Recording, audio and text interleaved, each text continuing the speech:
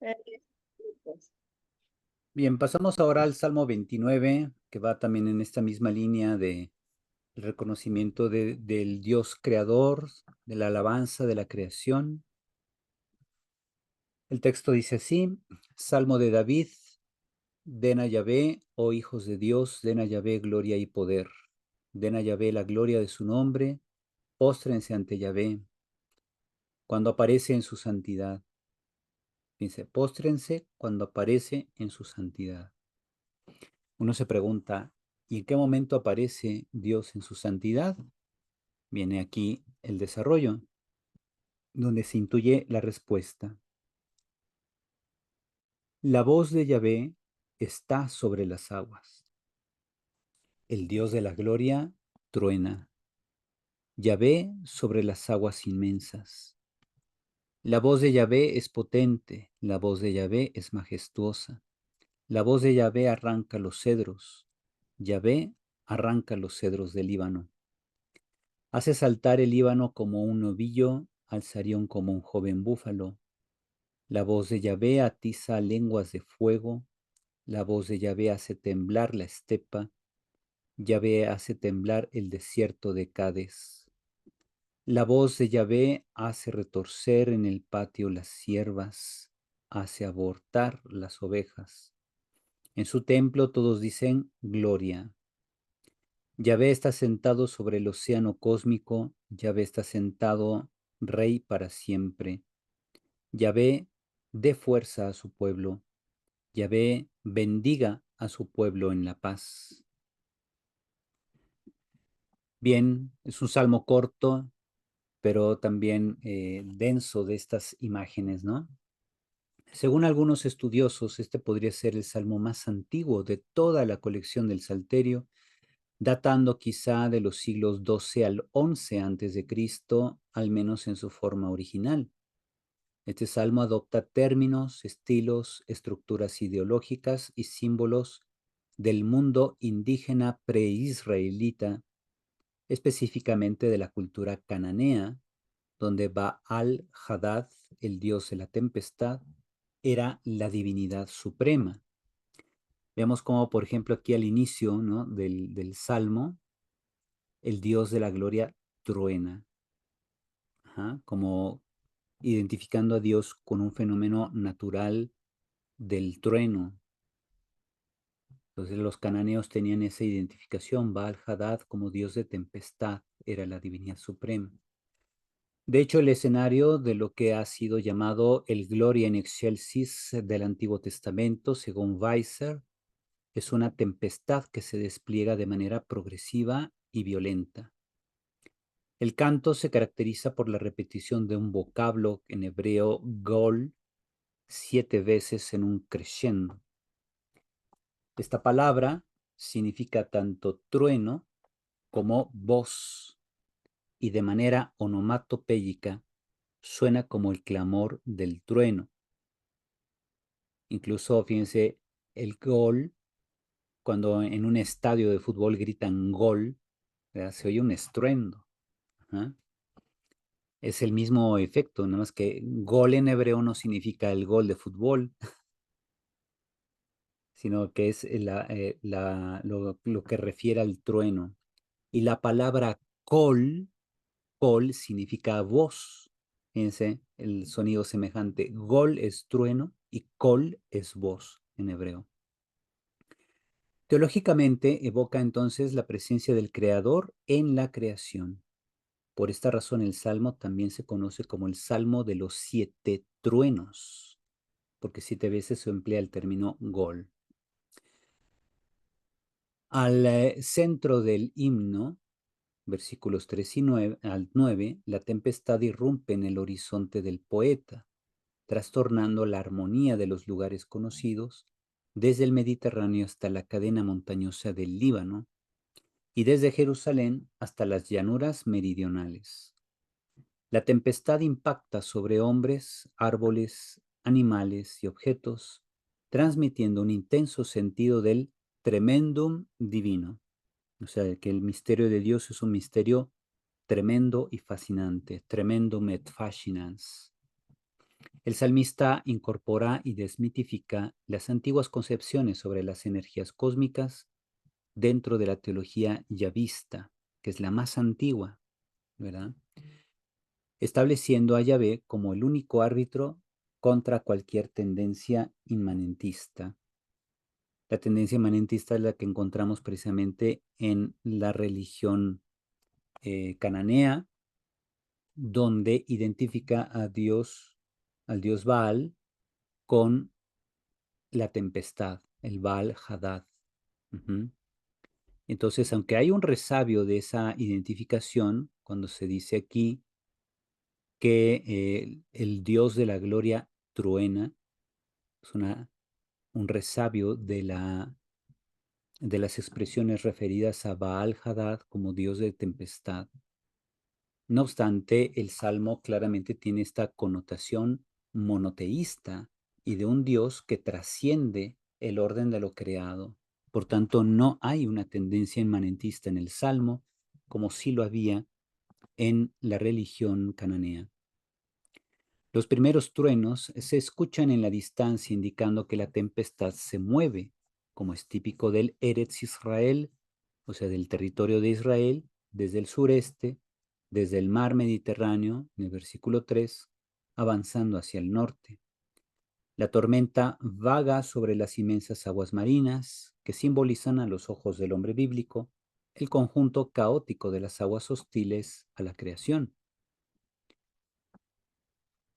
Luego, dentro del concepto, esta idea del canto de la tempestad, tenemos los truenos se hacen más cercanos, en los versículos 5 y 6, impactando sobre la tierra firme. Los cedros altísimos son destruidos por los rayos, y las cadenas montañosas del Líbano y del Hermón, llamado Sirión en el texto, parecen saltar como animales asustados bajo la implacable irrupción. La tempestad alcanza al espectador en los versículos 7 al 9, donde tenemos relámpagos enceguecedores que brillan sobre la estepa meridional de Cádiz, y según antiguas creencias orientales, este torbellino hace que las ciervas den a luz prematuramente por el terror y que las hembras de los carneros aborten, ¿verdad? O sea, tanto asusta un trueno y la fuerza de la tormenta, que los animales que están preñados, pues den a luz prematuramente o aborten, ¿verdad? Del susto. El cuadro presentado es de gran poder, con un ritmo acelerado marcado por la repetición del retumbo, o sea, del término gol, que es este trueno de tormenta. Para mostrar la conexión con la poesía y el simbolismo oriental, se puede comparar con una lamentación babilónica, que dice: poderoso huracán del corazón invisible, voz de un Dios grande y poderoso, voz del Señor del cielo y de la tierra, voz que trastorna arriba el cielo, voz que maravilla abajo la tierra. La voz del Señor derriba como un bastón madre y niño. La voz del Señor destruye los rosales en flor. Su voz hace caer los grandes árboles. Su voz es el huracán que reduce todo a la nada. Sublime es su voz, sublime es su voz. Aquí, por ejemplo, en el comentario de Rabasi, aquí tenemos, por ejemplo,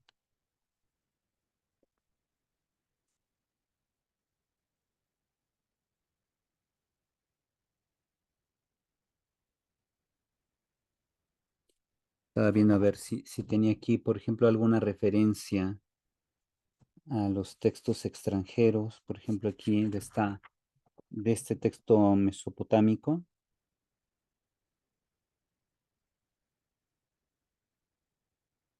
Sí, no, aquí no aparece la referencia.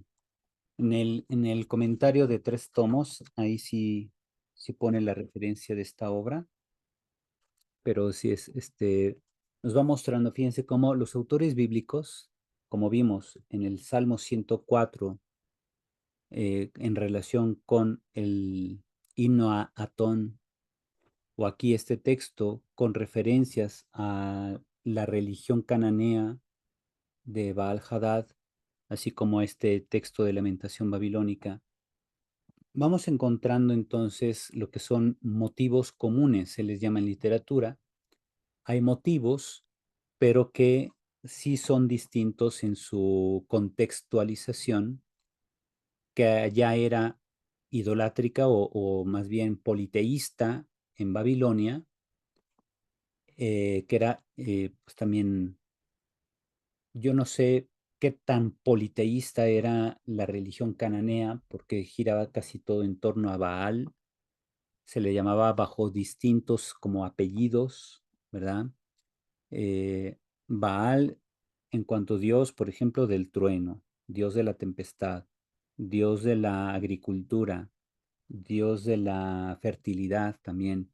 O sea, se le Mm, llamaba Baal distintos modos, pero era el mismo Baal. Entonces, sí hay como una especie de tendencia monoteísta, pero no está muy clara. En Babilonia claramente sí son politeístas y ahí tenemos diversas expresiones. Incluso aquí cuando se habla del Señor del cielo y de la tierra, habrá que preguntarse qué Dios era ese, ¿verdad? Ese mm, término, a qué Dios se refería, porque en el contexto babilónico sí había muchos dioses. En cambio, en Persia sí hay un dios que es Ahura Mazda. Ajá. mm, Ahura Mazda, el dios de los zoroastristas, sí es Dios, es un Dios único, pero en Babilonia sí había multitud de dioses. Ujú. Luego tenemos en el Templo de Jerusalén, tenemos una segunda parte en el Salmo. El poeta contrapone la excitación de la tempestad descrita en los versículos centrales, del 3 al 9, con la calma divina y serena del templo y la esfera de Dios, tal como se describe en el marco del Salmo, en los versículos 1 y 2 y en los versículos 10 y 11. Ahí se habla entonces de esta esfera de Dios, fíjense, 1 y 2 y 10 al 11. Aquí tenemos el 1 y 2. Den a Yahvé, oh hijos, den a Yahvé gloria y poder, den a Yahvé la gloria de su nombre, póstrense ante Yahvé cuando aparece en su santidad. 10 y 11, Yahvé está sentado sobre el océano cósmico, sentado rey para siempre. El estar sentado es reflejo de soberanía, de equilibrio, de calma. Yahvé dé fuerza a su pueblo y Yahvé bendiga a su pueblo en la paz. Otros traducen con la paz. Ahí la preposición be en hebreo puede traducirse como en o por, que bendiga al pueblo más bien con la paz. Tenemos entonces ahí las referencias. Esta dualidad entonces subraya la originalidad teológica del Salmo 29 en comparación con los paralelos semitas, especialmente cananeos, que decíamos de Baal. Mientras que para los cananeos la tempestad era una manifestación del dios Baal, enviando la lluvia fecundante a Israel, en cuanto no solo dios de tormentas, sino el dios de la fecundidad, de la fertilidad. Yahvé está por encima de la tempestad, reinando eternamente y controlando la creación sin confundirse con ella. Entonces aquí fíjense, como vimos hace rato en el Salmo 104, la diferencia de la perspectiva hebrea con respecto a Dios, distinguiéndola de cómo Akenatón veía en el sol a su Dios. Para el hebreo, el sol es una criatura que simplemente cumple las órdenes que Dios le ha dado. Igual acá, la tormenta y el trueno representan el poder de Baal y que se confunden literalmente con Baal, aún encontrando nosotros un resabio en la expresión ahí que el- el- la gloria de Dios truena, ¿verdad? Cuando dice aquí, el Dios de la gloria truena, más bien, esta expresión del versículo 3 que tiene un resabio de religión cananea. No obstante, se ve en el contexto general del Salmo que Dios no viene confundido con esta tormenta, no se confunde con la naturaleza, sino que está por encima de la naturaleza. La tempestad, los truenos, etcétera, aunque reflejen la gloria de Dios, no se confunden con él. ¿Por qué? Porque en la mentalidad hebrea, todos los elementos de la naturaleza manifiestan por obediencia la gloria de Dios, o sea, obedecen a los designios de Dios. El Salmo 29 se convierte así en un llamado a recorrer la trascendencia misteriosa y la acción de Dios en el cosmos y la historia. Mientras se disfruta de la paz divina en el templo, Israel utiliza ahora fórmulas y símbolos de la teología cananea, pero los transforma para enfatizar la trascendencia de Yahvé, diferenciándose del naturalismo panteísta de Canaán.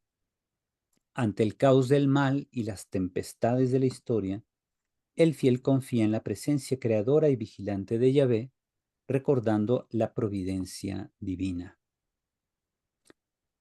Entonces, si se dan cuenta cómo estos salmos que hemos meditado hoy nos ubican precisamente en que no basta reconocer que Dios es creador, sino de cómo la naturaleza misma desempeña una función que es manifestar la gloria de Dios. Uh-huh. Sabiduría 13 nos va a decir precisamente que el hombre ha sido capacitado para que por vía de la analogía comprenda que hay un Dios creador a través de los portentos de la naturaleza. Y esto lo va a retomar también San Pablo en sus cartas. Uh-huh. Lectura judía. En el templo de Jerusalén tenemos durante su uso litúrgico en Israel, el Salmo 29 ha sufrido adaptaciones hermenéuticas. En el periodo profético, desde el siglo VIII a.C., el Salmo se interpretaba como una descripción del día de Yahvé, una categoría teológica usada por Amós para exaltar la intervención judicial de Dios en la historia humana. Esto del día de Yahvé también aparece, por ejemplo, en Isaías y sobre todo en Zacarías. Uh-huh. Vamos viendo que ahí se presenta como Dios interviene en la historia humana para hacer un juicio. Esta idea del día de Yahvé también está a la base de la enseñanza de Juan el Bautista, cuando ya en tiempos de Jesús, Juan el Bautista hablaba del inminente juicio que Dios iba a establecer sobre los israelitas que habían abandonado la fe, que habían abandonado la práctica de la ley. Pero curiosamente Juan Bautista ofrecía una especie de judaísmo alternativo, desvinculado del templo de Jerusalén. Por eso las autoridades del templo mandaban gente a que analizaran la predicación de Juan. Incluso Herodes también había mandado gente, Herodes hijo, ¿verdad? Había mandado gente a indagar qué onda con Juan, qué era lo que enseñaba. Y se preocupó mucho también de que sus mismas autoridades que le había enviado regresaban fascinados por lo que Juan decía. Uh-huh. Bien, todo esto va reflejando entonces que tenemos suficientes testimonios en la Biblia desde siglos, como acá este salmo, si el Salmo 29 pudiera ubicarse entre los siglos 12 y 11 antes de Cristo, imagínense, obviamente sería el salmo más antiguo de toda la Biblia, con, con estos resabios de pensamiento, ya no digamos teología, pero sí de un pensamiento este, centrado en Baal Hadad, muy propio de los cananeos, que era una especie de panteísmo inmanentista, es decir que todo es Dios, o sea, todo es expresión de Baal, y que creían que Baal estaba en el trueno, Baal está en la fuerza de la tormenta, Baal está en el agua que cae en los campos y permite surgir la semilla en en un fruto o en un árbol frondoso. Esto se va superando con la perspectiva de los que vienen de, de Egipto, ¿verdad? Que llegan con Josué, perdón. Entonces llegan con Josué y empieza a haber esta mezcla de personas que vienen de Egipto con los cananeos que se encontraban ahí, más allá de las guerras que describe el libro de Josué y Jueces. Lo que tenemos es que se fue dando principalmente una adaptación y mezcla de personas de los que llegaban de Egipto con los que estaban ahí, y que fue evolucionando el pensamiento cananeo y se fue conformando así el yavismo propiamente en el territorio local, en el territorio que después con el tiempo es el territorio de Israel. Yahvé entonces, como un rayo y una tempestad, sembraba pánico entre los perversos y opresores, eliminando a los adversarios y soberbios. Esto lo podemos ver incluso en el libro de Reyes, primer libro de Reyes, cuando Elías hace una apuesta con los sacerdotes de Baal y cómo los derrota a los profetas de Baal y después los decapita, ¿no? Porque habían llegado a ese acuerdo. El Dios que hiciera bajar fuego del cielo sería el Dios verdadero, y el que hizo bajar fuego del cielo es Yahvé. Ujú. ¿Cómo concretamente? No sabemos. El relato, recuerden que el relato del libro de Reyes escribe entre el 650 y el 620 antes de Cristo, siendo que el Elías histórico es del 850 antes de Cristo. Por tanto, los redactores del primer y segundo libro de Reyes no vieron lo que pasó, simplemente construyeron la historia de Elías a partir de diversas tradiciones orales, la mayoría de ellas, y de ahí entonces surgió el texto bíblico, que pues sí, inspirado por Dios y todo, pero no tiene un carácter estrictamente historiográfico, sino es una interpretación teológica de los hombres que se pusieron al servicio de Dios, como Elías y Eliseo. Ajá. De todos modos, vemos que la idea es esta, que Dios manifiesta su poder controlando la creación, y Dios manifiesta también su poder suscitando en los hombres la capacidad de reconocer su grandeza y alabarlo. En la lectura cristiana tenemos la idea del bautismo de Jesús. La interpretación cristiana del Salmo 29 ve en la voz divina la voz del Padre dirigiéndose al Hijo en el bautismo del Jordán y resonando en la predicación apostólica, cuando dice: este es mi Hijo amado, en quien tengo mis complacencias, escúchenlo. Palabras de Dios que van a también aparecer muy semejantes en la transfiguración. Y además en el Evangelio de San Juan tenemos otra escena donde San Juan no relata la transfiguración, pero sí relata que en cierta ocasión Jesús está predicando y se oye una voz del cielo que dice: lo he glorificado y lo volveré a glorificar. Esto está en el discurso de despedida de Jesús en el Evangelio de San Juan. Y la gente se sorprende y dicen: ay, ¿qué fue eso que se oyó como un trueno? ¿Fue un ángel o qué fue? Y Jesús dice: esta voz no se oyó por mí, sino por ustedes.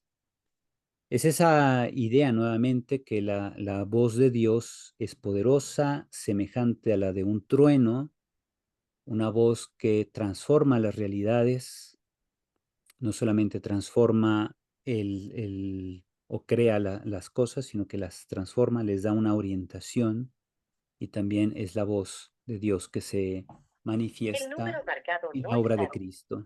Ujú. El septenario de voces, truenos, se convierte ahora en septenario de los dones del Espíritu, en el septenario de los sacramentos.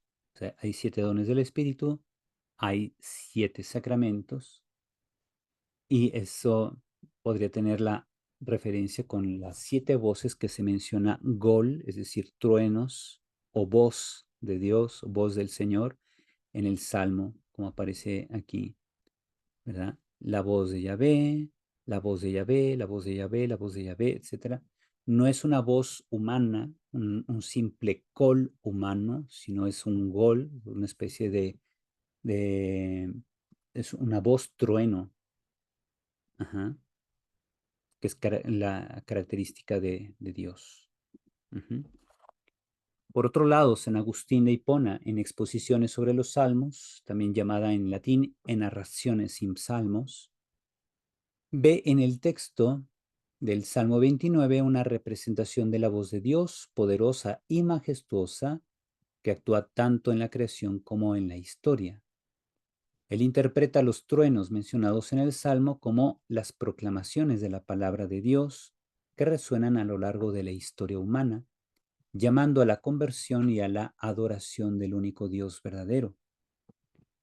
San Basilio el Grande, en homilía sobre los salmos, comenta que el Salmo 29 destaca la autoridad y el poder de la voz de Dios, capaz de alterar la naturaleza y conmover los corazones de los hombres. Él enfatiza la trascendencia de Dios que controla la creación desde su trono eterno y no se confunde con las fuerzas naturales que gobierna, como si lo hacían los cananeos. Uh-huh. San Juan Crisóstomo, en sus homilías sobre los salmos, interpreta el Salmo 29 como una ilustración de la omnipotencia de Dios y su dominio sobre todas las cosas. Él subraya que la voz de Dios, simbolizada por los truenos, tiene el poder de transformar y renovar la creación, así como de guiar y corregir a los fieles. Luego, San Ambrosio de Milán, en su obra Exposición sobre los Salmos, considera el Salmo 29 una alabanza a la majestad divina, destacando cómo la voz de Dios manifiesta su poder a través de los fenómenos naturales. Él también relaciona el Salmo con la experiencia espiritual de los creyentes, sugiriendo que la voz de Dios debe ser escuchada y obedecida en la vida diaria. De hecho, la idea detrás de esta idea de la obediencia está en que vean cómo la naturaleza obedece a Dios, obedece al designio de Dios que se manifiesta en su voz, haciendo lo que a cada elemento de la naturaleza le corresponde hacer. San Gregorio Magno, en su obra Moralia in Job, en Job, o sea, asuntos morales en Job, relaciona el Salmo 29 con la fuerza oculta de la voz de Dios que penetra en los corazones humanos, llevándolos a la transformación espiritual. Él destaca que la voz de Dios, aunque poderosa y majestuosa, también es capaz de consolar y guiar a los fieles hacia la justicia y la santidad. Entonces, la voz de Dios es transformadora. Así como transforma el orden natural, también puede transformar la interioridad del ser humano. A través de la predicación de su palabra, ahí se ve la fuerza de Dios que actúa incluso silenciosamente en la interioridad de cada uno de los oyentes para moverlos a conversión. Orígenes de Alejandría, en sus homilías sobre los salmos, interpreta el Salmo 29 como una expresión de la presencia divina en el mundo. Él ve en la tempestad una metáfora de la purificación y el juicio divino, y en la voz de Dios ve una llamada a la santidad y la conversión. Para Orígenes, el Salmo es una invitación a reconocer la acción de Dios en todas las circunstancias de la vida. Estos comentarios muestran cómo los padres de la Iglesia interpretaron el Salmo 29 como una poderosa expresión de la majestad y la trascendencia de Dios, así como una llamada a la adoración y a la conversión de los creyentes. Muy bien, ¿cómo ven este salmo? Es el salmo bonito, que es más breve que el que habíamos visto previamente. Vamos a poner ahí el texto. Bien. Padre, Sí, usted adelante. habla del septentario, ¿no? 7 veces la Se- voz de Yahvé Ajá. y la relaciona, o hizo el comentario de los 7 sacramentos, pero el Salmo es del 800, no, del 650 antes de Cristo. Ujú. Y los De hecho, sacramentos son posteriores, de hecho, muy posteriores de la época este cristiana. salmo es del siglo XII al XI antes de Cristo. Pues estamos hablando del más del 1000. Ajá. Más o Ajá. Y los menos como, sacramentos son 7. sí, por eso la lectura que hacen aquí los autores cristianos es precisamente una relación alegórica. Ajá. ¿Qué significa una alegoría? Una alegoría es una lectura simbólica basada en una serie de metáforas que tenemos precisamente en la interpretación espiritual de la Biblia. Fíjense, Sí, una cosa es la interpretación literal. ¿Se acuerdan que ya sí, habíamos sí, sí, hablado de sí. esto? La Sí. interpretación Ujú. literal es, por ejemplo, ¿quién fue el autor del Salmo? Pues no sabemos. Sí. Fue alguien entre el siglo XII y el siglo XI antes de Cristo que retoma resabios de este pensamiento cananeo, quizá incluso elementos mesopotámicos, pero difícilmente se podría confirmar eso, dado que los israelitas no habían estado en Babilonia todavía, pero sí podemos pensar que él pues, simplemente utilizó 7 veces el término voz. Quizá ahí fue cuando comenzó a diseñarse la idea de que el 7 iba a representar plenitud y perfección, porque estamos en una teología antiquísima, donde antes de este texto no hay ninguna referencia hebrea que dé al número 7 un valor simbólico.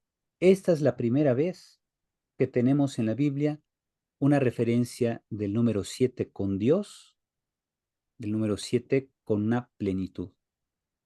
No hay otro texto bíblico anterior a este que tenga esa referencia del número 7. Ajá, Y desde entonces se viene usando el número 7. ajá, Ah, ok. sí. Está De hecho, bien. pues así aparece en casi toda la Biblia, el 7 casi tiene la misma connotación, pero este es el texto más antiguo de todos. Ok. Ujú. Ahora, la lectura cristiana, en la lectura cristiana, este septenario de voces con relación al septenario de los dones del Espíritu y los sacramentos, se puede ver, por ejemplo, en autores de escuela alejandrina, sobre todo Orígenes. ¿Por qué? Porque esta conexión es meramente alegórica. Así como hay 7 voces o 7 veces se menciona la voz de Dios como trueno, así hay 7 acciones divinas que santifican a los hombres, que vendrían siendo, por ejemplo, los sacramentos. Pero también se habla de la septiforme o multiforme gracia de Dios vinculada al don del Espíritu Santo. Ujú. Cuando se toman los llamados dones del Espíritu Santo de Isaías, si ustedes se fijan, en Isaías solo hay 6. Sí, No hay 7 dones, son 6 los que sí. menciona Isaías. Y se complementa en la teología Ujú. cristiana con el número 7.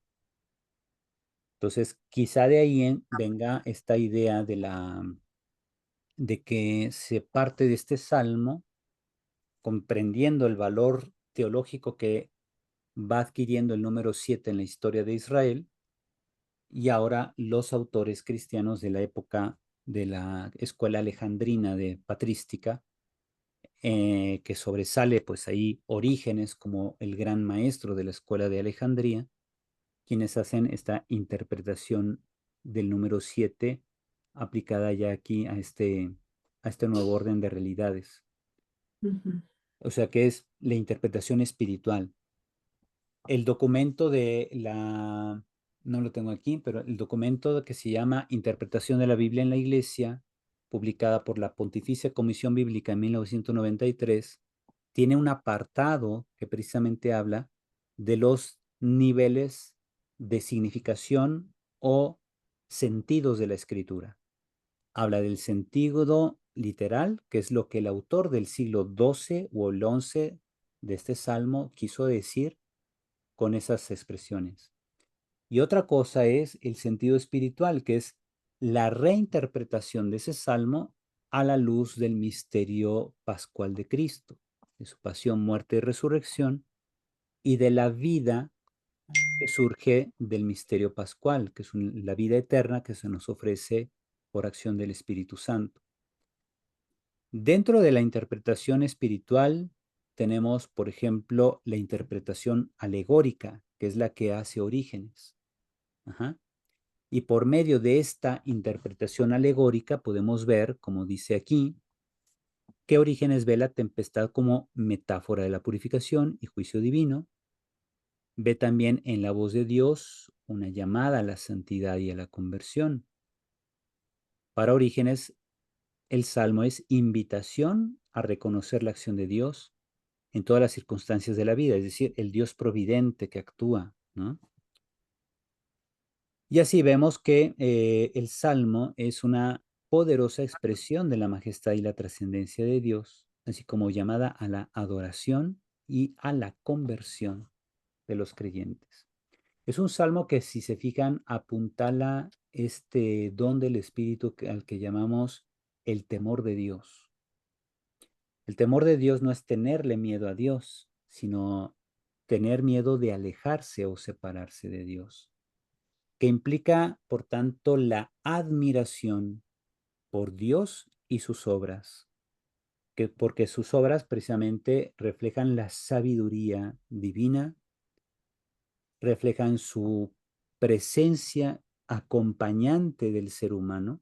O sea, la presencia de Dios no es para suscitar miedo en nosotros, sino para darnos esa garantía de acompañamiento del Dios compasivo, misericordioso, que nos ve con gesed, con esa benevolencia, con esa lealtad a su parte de la alianza de ser nuestro Dios, para corregirnos, levantarnos, purificarnos de nuestras caídas, fortalecernos en nuestras debilidades, etcétera.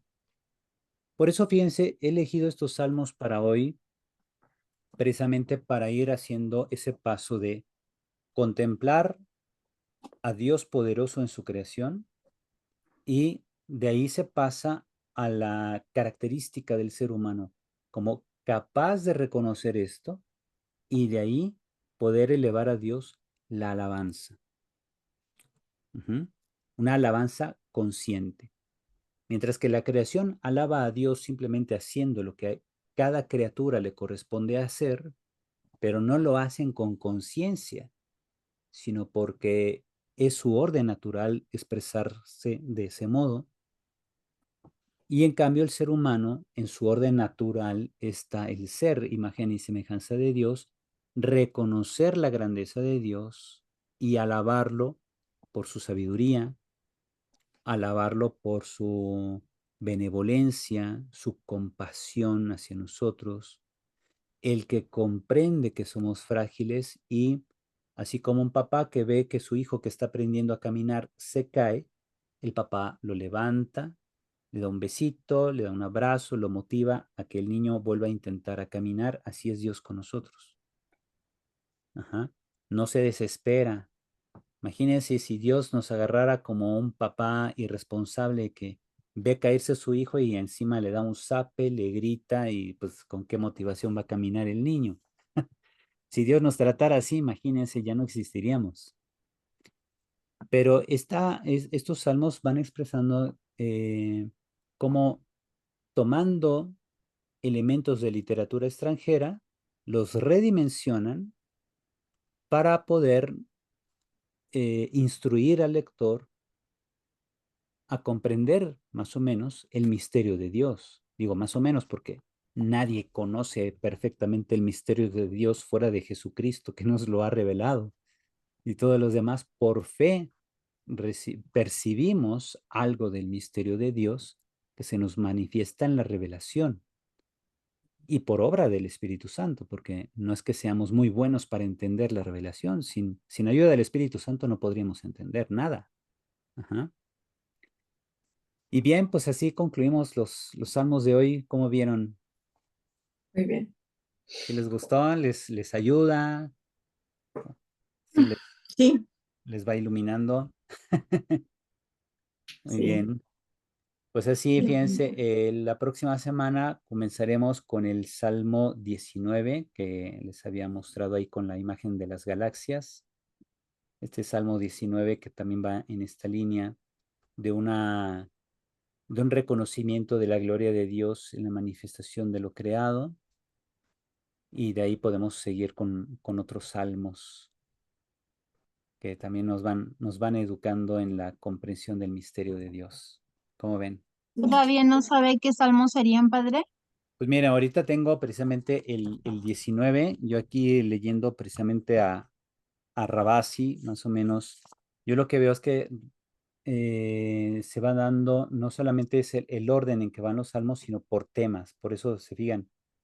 Hoy nuestro tema ha sido principalmente reconocimiento del Dios creador, su poder en la creación, cómo la creación alaba a Dios, y al mismo tiempo el hombre es invitado a no solo a la conversión, sino a hacer de su vida expresión de la gloria de Dios. Ajá. Esto se cerraría con el próximo salmo, el 19. Vimos los primeros que hablaban precisamente sobre el misterio de Cristo, ¿se acuerdan? El 2, el 110, el 22. Después pasamos a la comprensión de Dios como un pastor y guía, en el Salmo 23 y otros. El Dios que nos da la capacidad del arrepentimiento, en el Salmo 51, que nos restaura precisamente por medio de su palabra. Y luego, oye, que ha sido esta sesión. Y pues, ya hemos visto también el Dios invocado en el sufrimiento, ¿verdad? Que habíamos visto del Salmo 22 y otros, de, de esta reflexión a partir de la enfermedad, la cercanía de la muerte y todo esto. Ahora estamos viendo al Dios alabado. Hemos visto también salmos sobre el Dios Rey, el Dios adorado en la liturgia del templo. Podremos pasar, por ejemplo, El 106. el 106. ¿Podríamos darlo? Sí, claro. Está súper largo. Y es Un pueblo rebelde y confiesa sus culpas. como que seguimos siendo así como que rebeldes. Rebelde sin causa. Sí. Sí, pues ahí ya les digo, ustedes pueden ver, sobre todo, por ejemplo, de estos salmos que estamos viendo más o menos vimos el 103, el 104, podríamos ver el 106 la próxima sesión, después del 19, y tratar de más o menos ubicar una misma temática, ¿verdad? Tenemos aquí un pueblo rebelde que se confiesa. eh, el 109, por ejemplo, que trata de imprecaciones de un inocente. Luego tenemos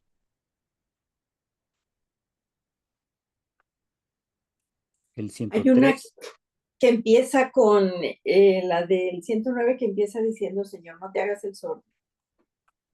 Empieza, perdón, ¿cómo? Diciendo, Señor, no te hagas el sordo. O sea, No te quedes dice, mudo. Dios, aquí, ¿cómo se llama este? Shekel dice, Dios, Dios de mi alabanza, no te hagas el sordo. sí, Sí, no como te hagas el suave. sordo. Aquí pone Rabasi, por ejemplo, no te quedes mudo.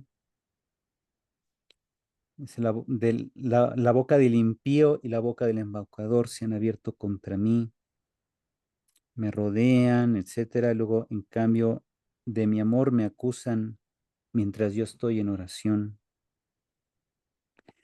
Sí, y ahí habría que ver, por ejemplo, estos salmos, que podemos abarcar tres salmos más aparte del 19. Como ven, el chiste es profundizarlos, ¿verdad? No nada más así leerlos y ya el que sigue, ¿no? Sino Sí. tratar de ir rescatando estos puntos comunes que van subrayando un aspecto de la teología de la salmodia, del salterio, y que nos invitan a esto, ¿verdad? Ver por reconocer la fragilidad humana, la grandeza divina, su cercanía, eh, También la invitación a contemplar el rostro de Dios.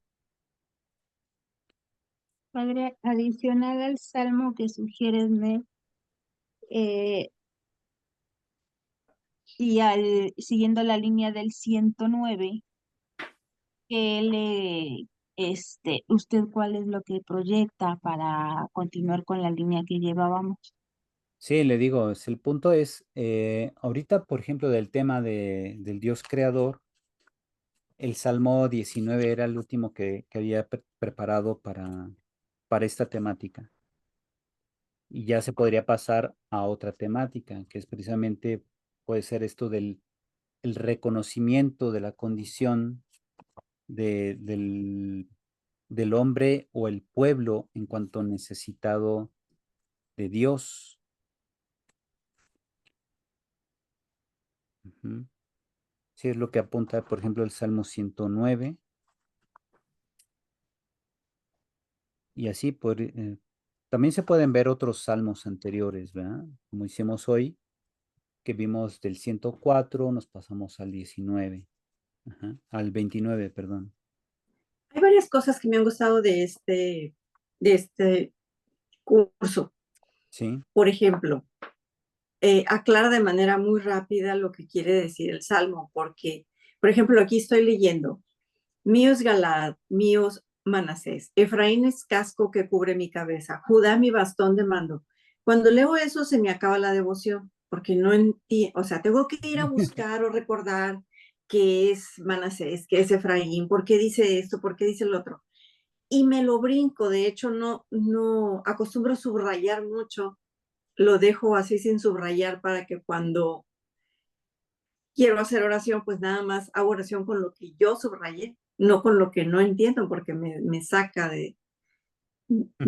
de la devoción. Y cuando usted lo explica, pues ya a uno le queda claro y se le viene inmediatamente a la cabeza lo que significa el que hayan puesto Galaad, Manasés, Efraín. ujú. Entiende uno lo que está orando. ¿Me Sí, aunque explico? ahí, como dicen, hay que caminar en hombros de gigantes, ¿verdad? Porque ahí, por ejemplo, grandes autores o especialistas que han dedicado su vida al estudio de los salmos, como un Luis Alonso Shekel, el mismo Rabasi, está Carnati, ¿qué otro? El mismo padre Conrad, ¿verdad? En su libro, creo que usted lo tiene por ahí, ¿no? En su Sí, yo lo colección. tengo, sí. Ujú. También pues van dando muchos elementos interesantes.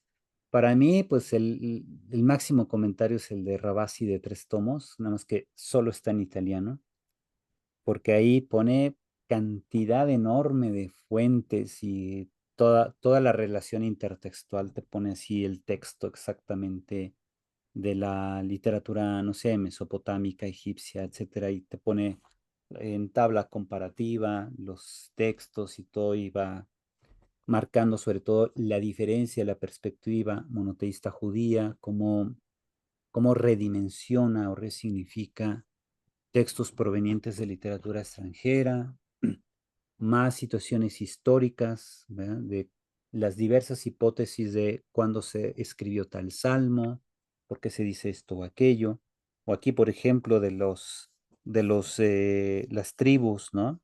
Las regiones de Palestina, desde Siquén, el Valle de Sucot, Transjordania, aunque este es el Salmo 108, ¿verdad? Que habla ahí Ajá. de Galaad, Manasés, Efraín y Judá, el territorio de Moab. Moab, Edom y Filistea. Ujú. La idea, por ejemplo, comenta aquí Rabasi, es que se muestra un oráculo divino que se convierte en fuente de seguridad y de esperanza para Israel en su sentido general.